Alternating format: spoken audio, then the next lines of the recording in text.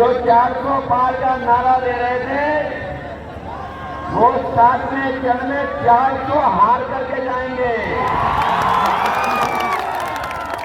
और मैं देख रहा हूं कि जनता का गुस्सा लगातार बढ़ता चला रहा है। जैसे जैसे चरण बढ़ रहे हैं, गुस्सा भी जनता का बढ़ता चला जा रहा है। बलिया आते आते और जब वोट पड़ेंगे, यहाँ की जनता का जो 7वें आसमान में गुस्सा है, उसका सामना भारतीय जनता पार्टी नहीं कर पाएगी।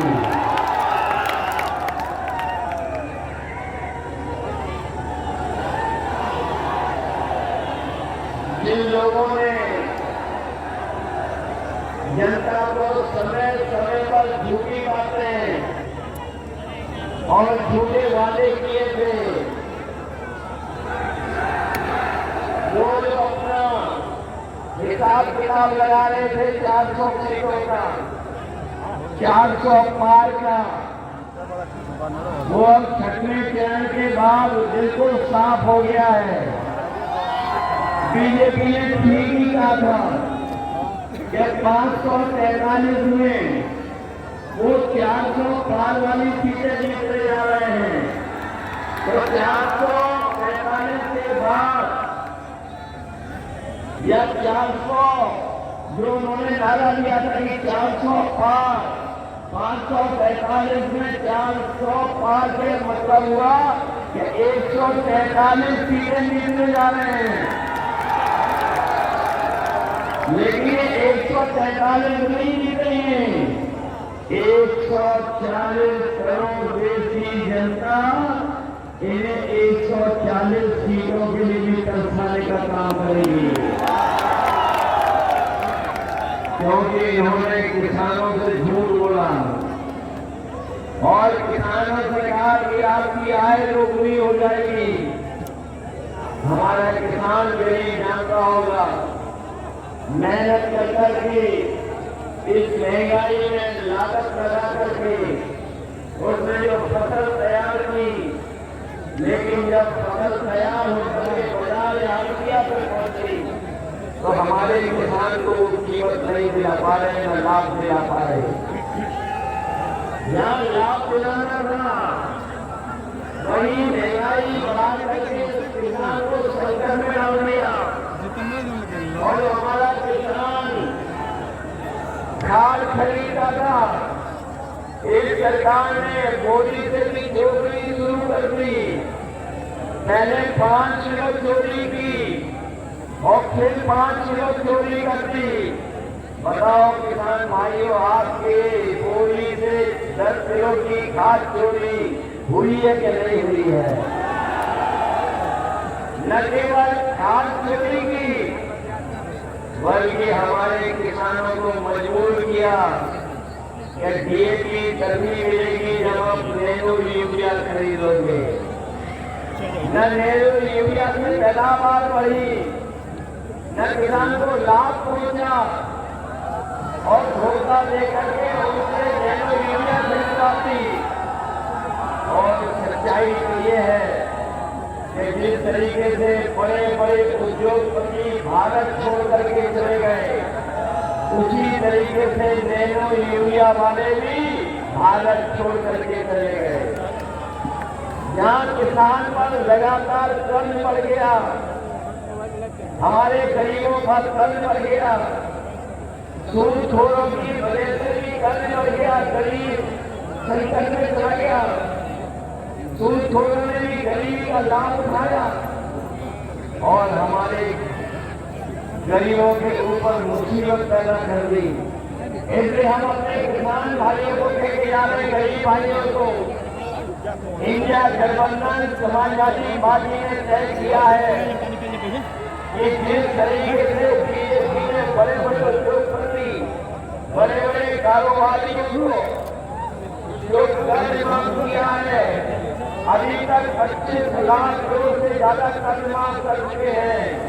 हम अपने किसान भाइयों को, गरीब भाइयों को भरोसा दिला के जा रहे हैं। इंडिया गठबंधन की 4 जून के बाद सरकार बनेगी, हमारे किसानों का कर्ज माफ होगा। न केवल कर्ज माफ होगा, उसके साथ साथ हमारे किसानों की फसल और पैदावार के लिए भी कानूनी अधिकार एमएसपी का खरीदने का बनाने का काम करेंगे। किसान ओके, चलने लगा। तो आज हमारे साथ हैं समाजवादी पार्टी के वरिष्ठ नेता। आइए हम आज इनसे जानते हैं कि जो ये घोसी लोकसभा और सलेमपुर लोकसभा के साथ बलिया लोकसभा का मिजाज क्या है। तो सर, आप पहले अपना परिचय बताते हुए बताएं कि मिजाज क्या है तीनों लोकसभा का। मैं डॉक्टर राम गोविंद प्रजापति जी, समाजवादी पार्टी का एक कार्यकर्ता हूँ। जी, बस परिचय मेरा इतना ही है कि अनवरत समाजवादी पार्टी के लिए काम करता हूँ। जी, जी, आपका सवाल है कि मिजाज क्या है। जी, आप अभी अखिलेश यादव जी आए थे, राष्ट्रीय अध्यक्ष जी। जी, आप स्वयं मिजाज लोगों का पढ़ लिए होंगे। जी, उन लोगों का मिजाज इतना साफ है, इतना गर्म है कि सारा आक्रोश जो है 1 जून का इंतजार करके ईवीएम के बटन को दबा करके निकालना चाहते हैं अच्छा, और जल्दी जल्दी अपने तीनों महबूब प्रत्याशियों को, घोसी से राजी राय जी को जी, साइकिल निशान पर बटन दबाकर, जी, सलेमपुर लोकसभा क्षेत्र से रमाशंकर राजभर विद्यार्थी जी को साइकिल निशान पर बटन दबाकर और बलिया लोकसभा से श्री सनातन पांडे जी को साइकिल निशान पर बटन दबा करके वो चुनाव जिता करके साइकिल पर बिठा करके दिल्ली लोकसभा में भेजना चाहते हैं। अच्छा। ऐसा मिजाज है। अच्छा, एक सवाल ये था जिसे ओम प्रकाश राजभर जी कह रहे हैं कि इस बार घोसी लोकसभा में वही चुनाव जीत रहे हैं, इसलिए कि भारतीय जनता पार्टी के जो कद्दावर नेता हैं उनके साथ लगे हुए हैं। लेकिन एक बीच में एक और भी सवाल उठ रहा है कि जो भाजपा के कोर वोटर जिनको माना जाता है, क्षत्रिय समाज के लोग, उनसे काफ़ी नाराज हैं। तो क्या इस वजह से भी घोसी लोकसभा में समाजवादी पार्टी को का वोट प्रतिशत बढ़ेगा? आप क्या अनुमान लग रहा है, ऐसा है? आप तो अपने प्रश्न में ही अपना अनुमान बता दिए लोगों को जी, कि वहाँ के लोगों में कितना आक्रोश है। जी, ओम प्रकाश राजभर जी जी, अपने बड़बोलापन के लिए प्रसिद्ध है। जी, वह अभी आप पिछले लोकसभा विधानसभा के चुनाव में देखे होंगे जी, कि सुधाकर सिंह की जमानत जब्त करा रहे थे जी, और दारा सिंह चौहान को जिता करके भेज रहे थे। जी, परिणाम आप लोगों ने देखा कि रिकॉर्ड तोड़ से, जब से विधानसभा चुनाव हुआ है, सुधाकर सिंह रिकॉर्ड तोड़ मतों से जीते हैं। अपने ओम प्रकाश राजभर जी अपने बड़बोलेपन के कारण जो है जी, वो प्रसिद्ध हैं जी, और वो किसी को छोड़ते नहीं हैं। जी, अभी आप देखें, यदि ऐसी इनकी स्थिति रहती तो लोकसभा का क्षेत्र का टिकट वो मांगे और स्वयं क्षेत्र छोड़ करके चले गए। अच्छा, एक सवाल और मेरा था कि क्या इस बार उत्तर प्रदेश में समाजवादी पार्टी और इंडिया गठबंधन कितनी सीटें जीतने जा रही है? अब माननीय अखिलेश यादव जी ने बता ही दिया है कि हम 79 सीट जीतने जा रहे हैं और क्योटो में लड़ाई है। लेकिन परसों मैं बनारस गया था, ग्राउंड पर बहुत विरोध है। गांव में समाजवादी पार्टी का वोट है, शहरों में कम है। हमें तो ऐसा लगता है कि वह मोदी जी का कहीं चुनाव न हार जाए, ऐसे मुझे महसूस होता है। इतना विरोध है। लेकिन मेरा अनुमान है, कोई भी आदमी चुनाव लड़ता है तो वो जीतने के लिए लड़ता है। मेरा अनुमान है कि हम 60 से 65 सीट जीत रहे हैं, इसमें कोई संदेह नहीं है। इंडिया गठबंधन विश्वास ज्यादा नहीं, कुछ पूरा आत्मविश्वास के साथ, क्योंकि मैं यहाँ बैठ करके 3 क्षेत्रों में बैठ करके नहीं करता हूँ।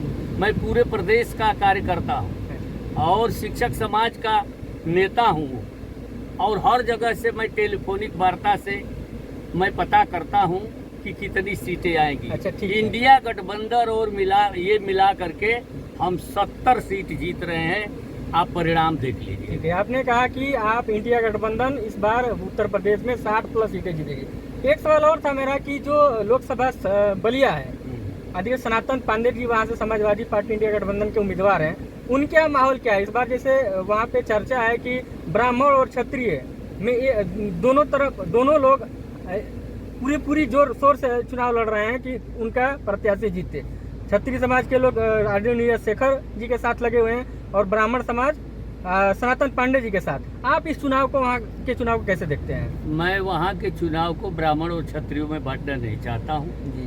पूरी जनता, हर कौम के लोग पीडीए के आधार पर जो फार्मूला है ना माननीय अखिलेश यादव जी का, उस आधार पर सभी लोग साथ आ गए हैं।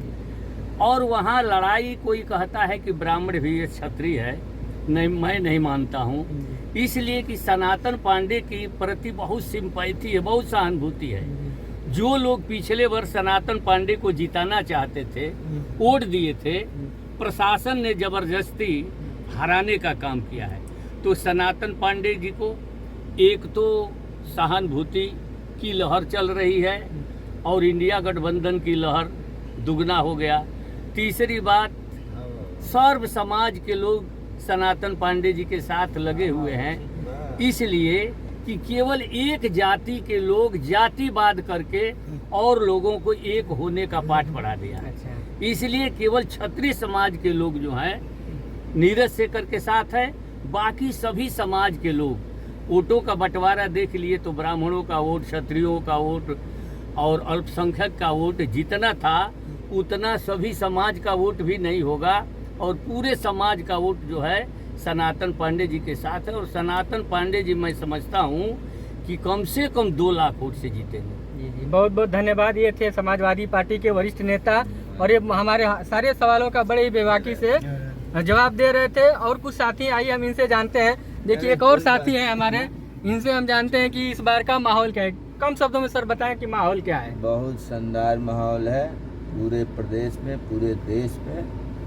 बहुत शानदार माहौल इंडिया गठबंधन के पक्ष में है और लगभग इधर की सभी सीट हम लोग जीत रहे हैं। कहीं कोई ईटपट नहीं है। जनता पूरी तरह से इंडिया गठबंधन के साथ है, भरपूर सहयोग कर रही है, भरपूर सहयोग दे रही है और हर समाज के लोग सहयोग कर रहे हैं। उसमें जाति पात नहीं बांटा गया है, सभी लोग सहयोग कर रहे हैं। जो आज से कुछ साल पहले बीजेपी के साथ लोग जुड़े थे, आज वो सभी लोग गठबंधन, इंडिया गठबंधन के साथ जुड़ गए हैं। इसलिए हम लोगों की बहुत अच्छी सीट आ रही है और सरकार बनने जा रही है। 4 जून को परिणाम आएगा, उसके बाद इंडिया गठबंधन की सरकार बनेगी। बहुत बहुत धन्यवाद सर।